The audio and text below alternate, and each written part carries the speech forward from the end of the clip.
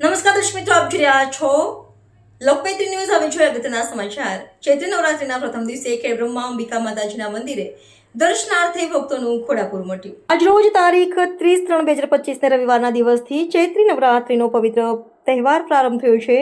ત્યારે એકમના દિવસે જગતજનની મા અંબાના દર્શનાર્થે ખેડબ્રહ્મા અંબિકા માતાજીના મંદિરે દૂર દૂરથી માઈ ભક્તો મા અંબાના દર્શને આવી આશીર્વાદ પ્રાપ્ત કરી રહ્યા છે.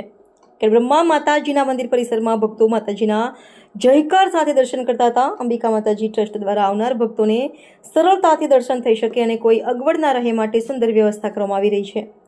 અને ખેડબ્રહ્મા શહેરમાં પણ ટ્રાફિક સમસ્યા ઊભી ન થાય અને શાંતિ જળવાઈ રહે તે માટે ખેડબ્રહ્મા પોલીસના જવાનો ખડે પગે ઊભા રહી ફરજ બજાવતા જોવા મળી રહ્યા છે.